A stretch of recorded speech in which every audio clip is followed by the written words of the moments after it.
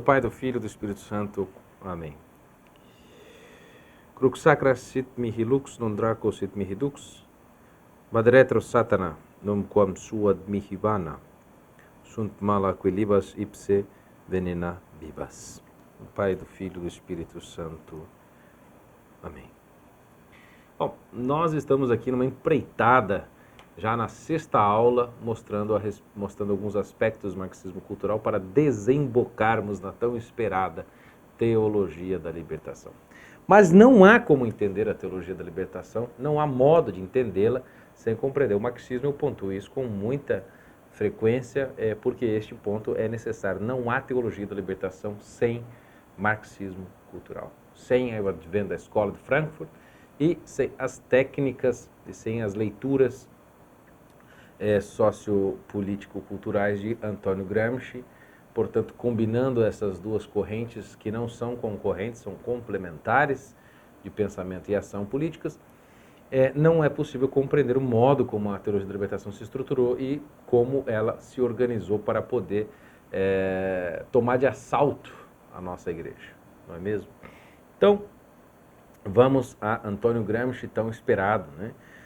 Antônio Gramsci é, de fato, o intelectual socialista comunista mais, bom, não sei se é o mais, mas pelo menos um dos mais citados na academia brasileira.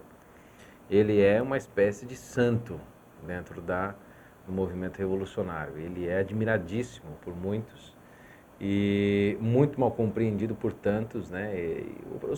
Os próprios escritos que ele escreveu, o Quaderno de Carteren, não vamos dizer, uma obra sistemática, organizada, como, por exemplo, uma Suma Teológica de São Tomás de Aquino, né? Ela, sem dúvida, é uma coisa um pouco mais anárquica, com fragmentos e coisas, do que o livro, por exemplo, sei lá, Suma contra os Gentios, né? Ou mesmo as obras de tantos outros santos, ou mesmo as obras de grandes intelectuais, né? Então, a obra de Gramsci, por vezes, ela é de difícil compreensão, organização, para você entender o corpo do seu pensamento. Mas o fato é que Antônio Gramsci foi o criador do Partido Comunista Italiano e foi odiado por Mussolini. Uns brincam que por inveja, outros porque Gramsci não contribuiu, na verdade se opôs ao regime fascista de Benito Mussolini na Itália. E Mussolini acabou colocando na cadeia. Então, Antônio Gramsci foi preso e passou 11 anos preso na cadeia, em silêncio. E nós sabemos que quando o homem é posto no silêncio, ele geralmente, no silêncio e no isolamento, melhor ainda, né, ele é forçado pela própria situação, pela própria circunstância que se lhe impõe, a introspectar, né? Então, no momento de introspecção e voltar-se para dentro, porque a realidade externa é pífia e não oferece nenhum atrativo para que possa convidá-lo, né, a exteriorizar a sua percepção, o seu raciocínio, a sua concentração e a sua atenção. Então, Antônio Gramsci volta-se para dentro e vai fazer uma reflexão na cadeia, quando ele estava preso na Itália. E nesta reflexão, ele, por incrível que pareça, mas não é assim tão absurdo, constatar que ele chegou à mesma conclusão que os outros dois intelectuais, o alemão Karl Korsch e o filósofo marxista húngaro Georg Lukács, chegaram à conclusão de que o problema na interpretação de Marx, o problema nas previsões de Marx, os escotomas interpretativos de cálculo político de Marx, era que, de fato, ele não tinha percebido que a cultura era o centro do problema. A cultura, de fato, é o que impedia as pessoas, o proletário, de contribuir para a revolução. Então, era preciso atuar neste ponto. Claro que as análises não são exatamente as mesmas, né? O cálculo varia, né? A forma de composição, mas nesse caso a ordem dos fatores e os próprios fatores não alteraram o produto, que foi a conclusão de que a cultura deveria ser o objeto da revolução. Bom, então Antônio Gramsci ficou todo esse tempo na cadeia e com todo esse tempo lá fechado, ele trabalhou incessantemente e escreveu esse Quaderno de Cárcere, que são os cadernos da prisão, o Caderno do Cárcere, onde lá nós podemos constatar algumas ideias que ele compôs e alguns planos que ele desenvolveu. Bom, é preciso dizer aqui que ele acreditava também, como Georg Lukács e como Karl Korsch, que nós deveríamos fazer não uma revolução socialista para trocar a mentalidade das pessoas, como era a teoria marxista clássica e também leninista, mas que nós devemos fazer uma troca de mentalidade primeiro, para depois, então, acontecer uma revolução armada, uma revolução violenta, uma tomada de poder, que seria, então, definitiva e precederia, então, o Estado, né, comunista. Só que algumas pessoas têm a falsa ilusão de que, porque Gramsci era um adepto da revolução cultural, da estratégia revolucionária por meio da cultura, por isto pode-se concluir, logicamente, que ele era contra a Revolução Armada. Pelo contrário, ele só achava que era muito mais eficaz, nem tanto não mais rápido, mas certamente mais eficaz, você realizar uma modificação cultural primeiro, para só então chegar à tomada do poder. Então, era preciso mudar a mentalidade e depois tomar o poder. Esse é o princípio básico do marxismo cultural. Bom, eu quero aqui mencionar então algumas estratégias e algumas questões a respeito do Gramsci, e eu utilizarei aqui como referência de análises e de observações este mesmo livro que eu citei na aula passada, do professor Olavo de Carvalho, que talvez seja um dos maiores compreendedores de Gramsci no mundo, chamado A Nova Era e a Revolução Cultural, de Fritjof Capra a Antônio Gramsci. Este livro aqui, para este curso, ele é leitura obrigatória. Então, não há como você compreender este curso com mais profundidade, principalmente o marxismo cultural, se você não compreender, não ler este curso, não ler este livro. Obviamente, eu não vou poder contar tudo que está nesse livro, porque este curso não é um aprofundamento em especialização em Gramsci, mas ele é para te dar um panorama das principais bases do marxismo cultural e a teologia da libertação, sim, nos planos políticos dele, nós vamos entrar. E aqui, então, o professor Olavo de Carvalho, na página 57, explica essa inversão que houve dentro da teoria de Gramsci comparada à teoria clássica marxiana, que significaria propriamente de Marx. Ele diz que Gramsci, então, concebeu uma dessas ideias engenhosas que só ocorrem aos homens de ação quando a impossibilidade de agir os compele a meditações profundas, ou seja, amestrar o povo para o socialismo antes de fazer a revolução.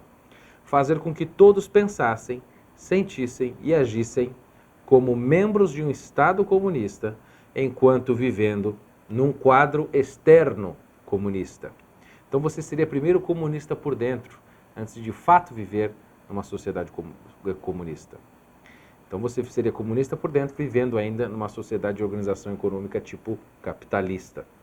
Assim, quando viesse então o advento do comunismo real, não só subjetivo interno, as resistências possíveis já estariam neutralizadas de antemão, por causa da mudança cultural de mentalidade, e todo mundo aceitaria o novo regime com maior naturalidade. Então, esta é a lógica do pensamento de Gramsci para poder construir de fato, então, depois o seu plano. Continua o professor Olavo. A estratégia de Gramsci virava de cabeça para baixo a fórmula leninista. Lembra que eu expliquei da tomada de poder pela Revolução Armada, deliberada, desejada, calculada e pensada, e não espontânea e naturalmente, como Marx havia explicitado que iria acontecer. Então, ela virava de cabeça para baixo a fórmula leninista de Vladimir Lenin, na qual uma vanguarda organizadíssima, está no superlativo aqui, o adjetivo, e armada tomava o poder pela força, né, no caso do leninismo, autonomeando-se representante do proletariado, e somente depois iria então tratar de persuadir os apatetados proletários de que eles, esse grupo organizadíssimo, sem ter disto a menor suspeita, haviam sido os autores da Revolução. A Revolução Gramsciana está para a Revolução Leninista, assim como a sedução está para o estupro. Ou seja, a Revolução Cultural, eu vou traduzir em miúdos, a Revolução Cultural está para a Revolução Armada, assim como a sedução está para o estupro. Eu expliquei isso na outra aula. Então, num você tem um estupro, uma atitude violenta, forçada, obviamente errada, né? Então ela é patente, ela é visível, ela é clara, ela é identificável, ela é reprovável ipso facto, digamos.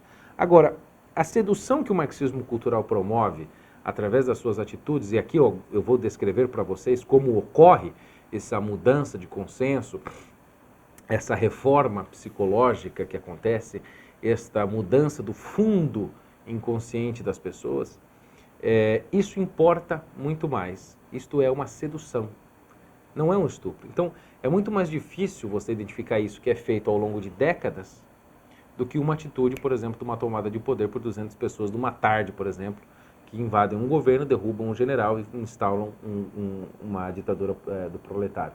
É muito mais identificável. Agora, pequenas atitudes sendo mudadas muito devagar, todo dia, mas um pouquinho, é a velha história da rã, né? Então, se você pega uma rã e você joga ela numa água fervendo, obviamente ela vai gritar, vai pular fora daquela água. Mas se você a coloca dentro de uma água fria e coloca o lume embaixo da panela, muito baixinho, e você vai esquentando aquilo devagarzinho, devagarzinho, por horas ali, aquela rã jamais vai perceber que está sendo cozinhado. Quando ela se der conta, ela já está no prato do cozinheiro. Então, é a diferença entre jogar a rã na água quente, é o Lenin, e jogar a rã na água fria esquentando devagarzinho, é o Gramsci. Muda só a técnica, né? Mas a ideia é mais ou menos a mesma. Então, para entender aqui essa questão de como Gramsci observava a estratégia política, ele fazia uma distinção muito sábia, que inclusive nós temos que ter em mente para poder compreender como as coisas estão acontecendo na nossa sociedade hoje, que é uma distinção entre poder e hegemonia. Então aqui no quadro agora eu vou mostrar para vocês, rapidamente, para vocês entenderem, a diferença entre poder e hegemonia. Por exemplo, você tem a sociedade dividida, como ela está, e você tem uma coisa chamada poder. E do outro lado você tem uma coisa chamada hegemonia. Hegemonia. Gramsci diferencia uma coisa da outra. Ele explica que necessariamente poder não significa hegemonia. O que é o poder? O poder, ele é o domínio da máquina pública. O poder aqui não é um substantivo, mas ele é um verbo. Ele é um verbo no infinitivo. Poder no sentido de poder fazer alguma coisa. Você ter o poder, por exemplo. Eu agora posso levantar esta xícara. Agora, se eu tenho autoridade ou não para fazê-lo é outra coisa. Mas o fato é que eu posso fazer isso. E o poder, para ele, era considerado, ele usava mais a palavra controle, né? Mas o poder para ele é a administração de duas coisas principais. Exército, que é a força bruta armada, que em última análise o poder é a força de matar, o poder de matar, e a máquina pública, a política. Este era para ele o poder, o controle do Estado. O que necessariamente não implica que seja um poder e também uma hegemonia ao mesmo tempo. Quem detém o poder necessariamente não tem também a hegemonia, que para Gramsci era esta como é que eu posso dizer? O domínio psicológico do povo, ou seja, dominar a cultura, está? Ter uma rede, nós vamos explicar aqui depois, de intelectuais orgânicos, que então são responsáveis para manter a hegemonia e então obter o poder. Para Gramsci, é muito mais importante você atuar aqui, na hegemonia, e depois você toma conta disso aqui.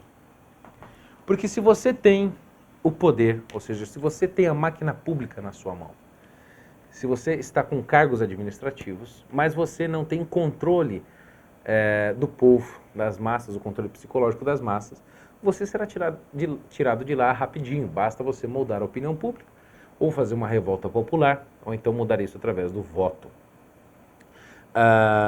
O próprio Collor foi isso, não é? O Fernando Collor foi posto no poder com apoio da mídia e retirado também com apoio da mídia, ainda que tivesse o poder. Então, ele foi posto lá com o poder da hegemonia e foi tirado de lá com o poder da hegemonia. Então, o poder é uma coisa muito mais, vamos dizer assim, delicada, né? Ele é um pouco mais frágil. Agora, quando você detém domínio sobre o fundo psicológico das pessoas, você de fato então, que é a hegemonia, você então de fato tem o poder em si, né? Então você pode tomar o poder e sustentá-lo com muito mais facilidade, não é mesmo? Porque as pessoas estarão então amestradas. E aqui eu quero ler, para explicitar melhor este ponto, o que o professor Olavo de Carvalho fala a respeito da distinção entre poder e hegemonia aqui, muito bem descrito. Então ele diz assim: Gramsci estabeleceu a distinção das mais importantes entre poder, que ele chamava de controle, e hegemonia. Ele diz o seguinte: o poder é o domínio sobre o aparelho do Estado, sobre a administração, o exército e a política. A hegemonia é o domínio psicológico sobre a multidão. A Revolução Leninista tomava o poder para estabelecer a hegemonia. E o Gramsciano conquistava a hegemonia para ser levado ao poder suave e imperceptivelmente. Lembra da rã sendo cozida devagarzinho no fogo. Não é preciso dizer que o poder, fundado numa hegemonia prévia, portanto ela vem antes, está embaixo e o sustenta, como vocês estão vendo aqui, é poder absoluto e incontestável. Domina ao mesmo tempo pela força bruta, pelo exército, pela máquina pública, pela política, e também pelo consentimento popular. Aquela forma profunda e irrevogável de consentimento que se assenta na força do hábito, principalmente dos automatismos mentais adquiridos por uma longa repetição, torna inconscientes e coloca fora do alcance da discussão e da crítica. Ou seja, para Gramsci é muito mais importante como você pensa as coisas do que exatamente o que você está pensando. O que importa é o que o Olavo explica de esses automatismos mentais adquiridos, que são fixados a partir de uma longa repetição que os torna, portanto, a partir do hábito, inconscientes. São Tomás de Aquino diz isso: se você não age como pensa, você acabará pensando como age. Então, a questão que eu estava explicando na aula anterior da teoria crítica é, por exemplo, a mídia fica te ensinando a ter suspeita a respeito de tudo. Os professores na sala de aula, os jornais, os livros, os filmes, sempre mostram, por exemplo, os personagens com alguma intenção espúria, ou mascarada, ou fingida, ou escondida, mentida, omitida, hipócrita, através de qualquer ação, enfim. Ou uma empresa, por exemplo, quando quer vender. Ou uma pessoa quando quer ajudar a outra até mesmo, né? Um casamento, por exemplo. O homem não casa com a mulher por amor, o amor sempre tem um interesse, né? Então, essa suspeita que eles vão criando na gente, a gente vai se habituando a achar que isso é normal. E então você sai do cinema, ou termina de ler um livro, etc. Só que isso, imagine, repetido várias vezes ao longo da sua vida inteira, por anos e anos. E constantemente. Você vê, por exemplo, o seu amigo conversando com o outro, por exemplo, convidando para viajar juntos. Aí você já pensa: eu sei por que ele está indo lá. Ele deve estar indo lá para vender algum produto, para abusar dele, para falar mal de mim, porque ele tem inveja do meu trabalho, entendeu? Você cria esse clima de suspeita através desses hábitos. E você, obviamente, nem percebe, porque essa coisa é muito sutil e delicada, né? Então, o professor Olavo continua dizendo: o governo revolucionário leninista da Força Armada reprime, pela força das ideias, desculpe. O governo revolucionário leninista reprime pela violência as ideias adversárias. E o gramscismo espera chegar ao poder quando já não houver mais ideias adversárias no repertório mental do povo. É uma coisa absolutamente e terrivelmente maquiavélica. O Gramsci era um grande admirador de Maquiavel, né? E Maquiavel, obviamente, vocês sabem que ele compôs aquele livro enquanto ele morava em Florença, chamado O Príncipe, em que ele descreve uma série de atitudes que o príncipe deve ter, o príncipe deve fazer isso e aquilo, para manter-se no poder a qualquer custo. É o poder pelo poder. E Gramsci, inacreditavelmente, acreditava-se ser uma espécie de reencarnação do Maquiavel, uma espécie de novo Maquiavel. Só que ele tinha uma visão diferente. Ele não acreditava que o príncipe, na verdade, era um príncipe, um regente, por exemplo, Ludovico, da Baviera, ou, sei lá, um Sforza de Milão, ou mesmo lá a família Estense em Ferrara e tantos outros. Não. Na verdade, o príncipe para Gramsci é o partido. Então, o partido agora seria o novo príncipe, e Gramsci, então, iria ensinar esse partido coletivizado, né, esse novo príncipe, a perpetuar-se no poder a qualquer custo. Então, as técnicas gramscianas servem para isso. Primeiro, criar, então, esta hegemonia psicológica, o domínio completo das massas, a transformar as consciências numa gelatina, simplesmente que absorve qualquer coisa, então pode ser moldada conforme a opinião pública, e então chegar no poder e manter-se lá como quiser, né? Tu ci parli di tutto, caro Antonio. Cultura, intellettuali, egemonia, eccetera, eccetera. Ma il potere lo conquisti con le armi. Mica aspetteremo che questi qua facciano fagotto. Non dico solo i fascisti, ma i padroni. Se no, fra 50 anni, nel 1980, stiamo ancora aspettando. Capisci, Antonio? Le armi. Le trovi? Le fabbrichi, le rubi, le strappi al potere. Insomma, riesci a conquistartele, in qualche modo. Se no ci rompono il culo, ce lo romperanno sempre. Vedi, torniamo ancora all'egemonia. Senza l'aiuto e l'appoggio della massa dei soldati, come vuoi che sia possibile un'insurrezione vittoriosa? È la politica di massa che decide. Con i complotti e le avventure non riusciremo mai ad avere una presenza armata, capace, addestrata, in ogni ganglio dell'attività dello Stato. Ma l'esempio non conta. Certo, se ti seguono milioni di uomini. Altrimenti è l'avventura. Su questo terreno non si gioca, se non vuoi cadere nelle trappole della provocazione. Então, para Gramsci, uma ideia ou a verdade, para ser mais específico, só importa, vou ser bem claro, só e somente importa se e quando ela contribuir para a revolução. Quando uma ideia, por mais bela e compatível que possa ser naquele momento, não contribui mais para a revolução, não contribui mais para manter a hegemonia, sustentá-la, não contribuir mais para manter, dominar e amestrar as consciências, ela é descartada. Como eu expliquei, por exemplo, a escola de Frankfurt dizia que um dos traços da personalidade autoritária era pensar frequentemente em sexo, né, dar muita atenção a esses impulsos sexuais. Mas, de repente, eles perceberam que essa crítica, dizer que isso era ruim, não era bom e que era preciso, então, sexualizar e misturar Marx com Gramsci de novo, de uma outra maneira. Foi então que Herbert Marcuse escreveu, por exemplo, Eros e Civilização, dizendo que nós tínhamos que a guerra nos Estados Unidos acontecia. Os Estados Unidos era um país violento, fazia muita guerra, porque existia, no fundo da psicologia humana americana, da cultura ocidental, que reproduzia a psicologia do poder, um sexo reprimido. Isso baseado, obviamente, nos estudos de Alfred Kinsey, etc., do sexólogo. Eles diziam que o ser humano tinha muita vontade de fazer sexo com todos os tipos. Tinha vontade de fazer sexo com homem, mulher com mulher, todos misturados, às vezes até com bicho, sozinho. Ele tinha vontade de abrir todas essas pulsões e deixar vazar. Isso é um fundo de Freud. E aí, o Marcuse, no Eros e Civilização, diz que, olha, então, a sociedade é violenta porque o ser humano tem esse impulso aqui na cultura ocidental, mas ele não dá vazão porque ele é reprimido pela cultura estabelecida. E é preciso, então, que a gente comece a fazer amor, porque esta sexualidade exacerbada, reprimida, ela funciona como uma panela de pressão que está ali presa e ela começa, então, a esquentar, esquentar, esquentar, e há horas em que a tampa já não suporta mais a pressão interna e ela escapa, explode e vaza, e isso faz com que haja as guerras e a violência toda.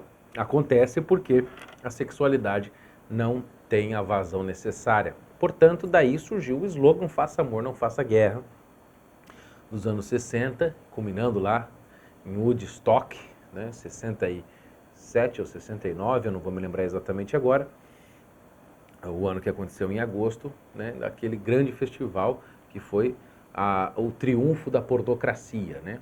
Então, esse tipo de mudança que acontece no movimento revolucionário é muito normal. É assim quase que cotidiano, porque o que importa não é a verdade dos fatos, o que importa não é se uma ideia é coerente, não importa a correspondência com a realidade, não importa a adequação empírica. Essa ideia não precisa fazer sentido na vida, ela não precisa trazer um sentido transcendente para a sua vida, que são alguns dos critérios da verdade, mas ela precisa simplesmente contribuir para o movimento revolucionário. E para contribuir para o movimento revolucionário, para fazer com que essas ideias existam, e principalmente aqui que é o tchan, aqui que é o ponto sensível da técnica política de Gramsci, é a passagem de ideias para frente, ou seja, a difusão das ideias revolucionárias. Então, Gramsci fala que isso ocorre através de intelectuais. Obviamente, Gramsci era um intelectual, um estudioso, não vamos dizer que era dos mais brilhantes, a gente mais brilhante do que ele, mas ele na técnica política, digamos que era um bom estrategista. E Gramsci, então, separou os intelectuais em dois tipos, em orgânicos e os intelectuais que nós podemos chamar de inorgânicos, né? E esses intelectuais, orgânicos e inorgânicos, eles tinham um papel na sociedade, mas o papel do intelectual inorgânico, vamos dizer assim, ou tradicional, como Gramsci chamava, era simplesmente inútil. O papel do intelectual inorgânico era uma espécie de, só assim, ele era um vegetal, ele vegetava. As suas ideias eram antiquadas, elas não ecoavam nas massas, elas não tinham influência, eram os intelectuais que falam sozinho, que não importavam tanto. Para Gramsci, importava, de fato, os intelectuais que ele chamava de orgânicos, que são os verdadeiros intelectuais, vamos dizer, engajados, que não dão uma palavra, não agem, não se movimentam, não fazem uma observação, não pensam, não fazem nada, senão pensando única e exclusivamente na difusão das suas ideias de classe, para perpetuar a sua classe.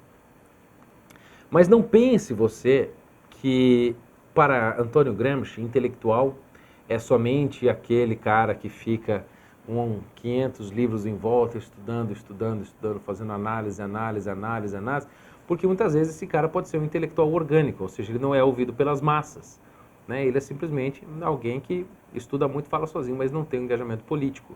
Porque sem engajamento político, sem engajamento de classe, você não consegue passar para frente essas ideias. E sem passar para frente essas ideias, sem difundi-las, da maneira que eu vou explicar daqui a pouco, não é possível você contribuir para a revolução. Portanto, tudo é relativizado em função de ajudar ou não a relativização. Inclusive, o fato de você considerar alguém um intelectual orgânico ou inorgânico. O critério é se ele tem uma atitude que ajuda. Então, o intelectual não é aquilo que você está pensando na sua cabeça, daquele cara com um óculos sentado, fumando o seu cachimbo, o seu cigarro, estudando incessantemente.